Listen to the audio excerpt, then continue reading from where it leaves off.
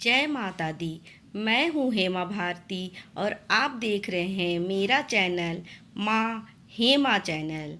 तो आइए जानते हैं कि हमारे मस्तिष्क में हमेशा संकल्प चलते रहते हैं। तो कितने संकल्प चलते हैं और कितने संकल्प चलने चाहिए और हमेशा हम क्या सोचें क्या ना सोचें, इसके विषय में आइए जानते हैं। देखिए फ्रेंड्स, क्या होता है कि जिस तरह से हमारे शरीर का सबसे महत्वपूर्ण हिस्सा दिल होता है, जिसमें कि धड़कन चलते रहती हैं। आप जानते हैं कि दिल का धड़कन जो है वो 1 मिनट में 72 बार धड़कती है। ये तो सभी जानते होंगे। इसी तरह से देखिए हमारे जो देखिए शरीर तब काम करता है जब हमारा मस्तिष्क कहता है। अगर हमारा ब्रेन ऑर्डर देता है ये करो, तभी हमारा शरीर है वो काम करता है। और इस ब्रेन को चलाने वाला, मस्तिष्क को चलाने वाला भी इसी तरह से दिल के जैसा ही एक पॉइंट होता है हमारे मस्तिष्क में। और वो उस मस्तिष्क में भी इसी तरह से जैसे दिल का धड़कन होता है, उसी तरह से उस पॉइंट का भी धड़कन होता है। मतलब वो भी चलता है। तो उसका भी एक कैपेसिटी होता है कि इतने मिनट में कितने बार वो धड़कता है, कितने बार वो चलता है, कितने बार वाइब्रेट होता है। तो आइए जानते हैं कि वो क्या चीज़ें हैं। देखिए हमारा मस्तिष्क के बीचों बीच जो हमारी भौएं हैं ना, जहाँ पर हम बीचों बीच में टीका करते हैं पूजा के वक्त, या ऐसे भी महिलाएं जहाँ पर बिंदियाँ लगाती हैं, बिंदी लगाती हैं, उस जगह में, ठीक उस जगह में एक पॉइंट होता है जो कि आप मतलब साइंस को अगर आप देखेंगे तो अच्छे से जानेंगे कि उस पॉइंट का क्या नाम है, क्या वो मैं अगले वीडियो में बता दूंगी। लेकिन मैं अभी सिर्फ चर्चा कर रही हूँ संकल्प के बारे में।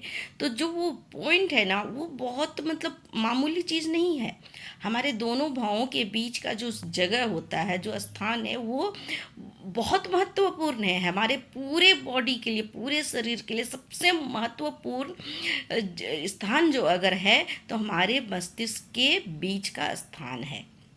दोनों भावों के बीच में जो होता है वहाँ एक पॉइंट है, और वो इतना पावरफुल है, इतना पावरफुल कि वहीं से सब कुछ चलता है, वहीं से सब कुछ चल रहा है। अगर आप आंखें बंद करके अगर उसे देखना चाहें तो वही देखिए, एक आत्मा और परमात्मा को जोड़ने वाली शक्ति वहीं पर होती है। जैसे देखिए दिल जो है, जैसे धड़कता है 1 मिनट में 72 बार, तो इसी तरह से ये जो पॉइंट है ना, ये भी इसी तरह से धड़कता है, ये भी वाइब्रेट करता है 1 मिनट में। इसी तरह से इसका है कि कितने बार वो चलता है। तो इसे भी हम जानेंगे अगले वीडियो में। अभी हम जान जाते हैं कि संकल्प क्या क्या है। तो इसी मस्तिष्क के इस पॉइंट में देखिए हर वक्त हम कुछ ना कुछ सोचते रहते हैं। सोचते हैं कि नहीं, मेरा मन इतना मतलब चंचल है, इतना ये मस्तिष्क जो इतना चंचल है कि वो हर वक्त कुछ ना कुछ हमेशा सोचते ही रहता है। आप हर एक कोई देखिए, इस वीडियो को जो भी देख रहे हैं सब इस चीज़ को बहुत ही ध्यान से सुने कि देखिए ये सच्चाई है कि नहीं है। सभी अपने अपने आप को देखिए और सोचिए कि आपका मस्तिष्क जो है वो हमेशा कुछ ना कुछ सोचता है या नहीं सोचता है। आप सभी परखें, सोचता है ना।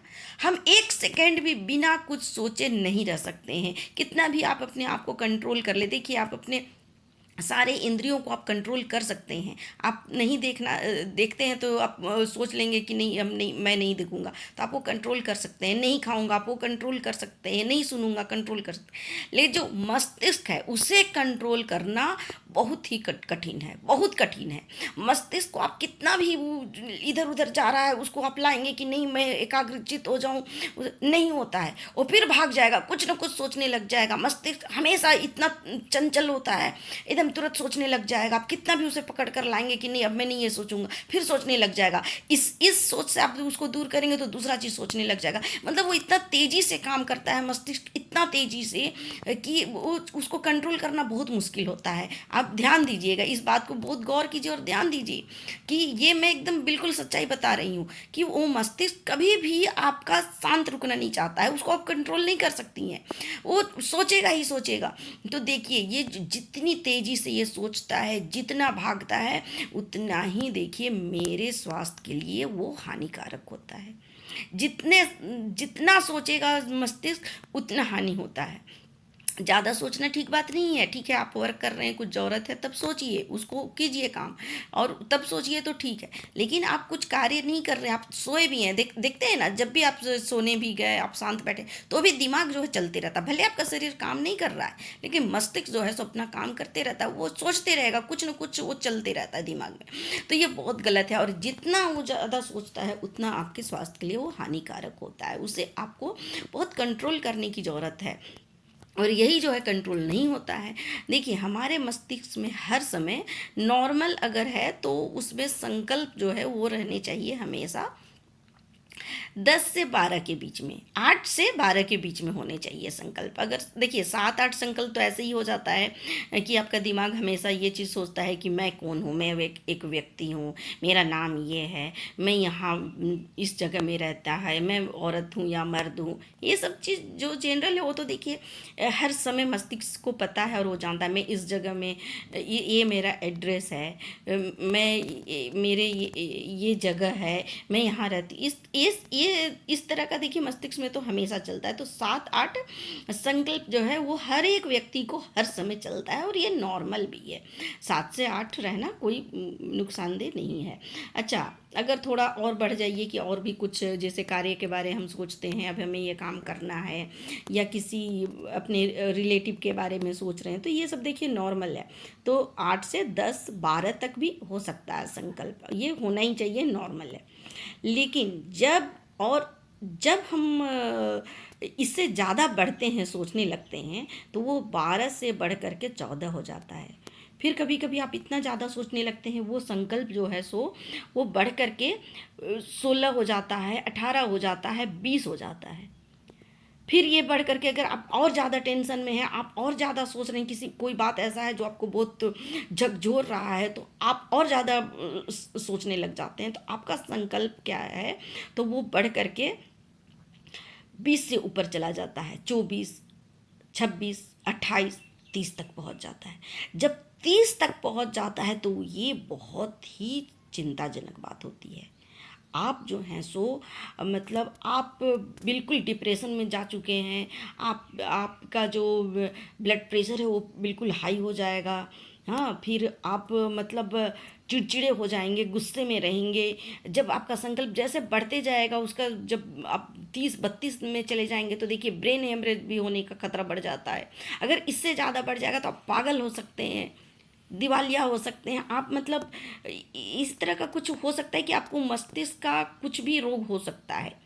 आप अपने आप में नहीं रहेंगे। जब देखिए, जब गुस्सा ज़्यादा आ जाता है, जब आपका संकल्प बहुत बढ़ गया, 28-30 तक पहुंच जाता है, बहुत क्रोधित हो जाते हैं, उस वक्त देखिए आप अपने आपे में नहीं रहते हैं। क्रोध जब आपका बढ़ गया तो आप क्या अपने आप को कंट्रोल कर पाते हैं? नहीं। आप कितना भी सोचिए कि नहीं अब मैं कंट्रोल कर लूँ, इस गुस्से को रोक लूँ, नहीं रोक पाते, क्योंकि आपका संकल्प बढ़ करके 30 पहुंच गया है। आप क्रोध को आप रोक नहीं सकते हैं। और जब ये संकल्प बढ़ करके 30 को पार कर जाता है तो आप एकदम अनकंट्रोल हो जाते हैं, आपको कोई नियंत्रित नहीं कर सकता है। आपके जो है सो ब्रेन जो है डैमेज हो सकते हैं, आप पागल हो सकते हैं, आप बेहोश हो सकते हैं, कोमा में जा सकते हैं। तो इस तरह का खतरा बढ़ जाता है।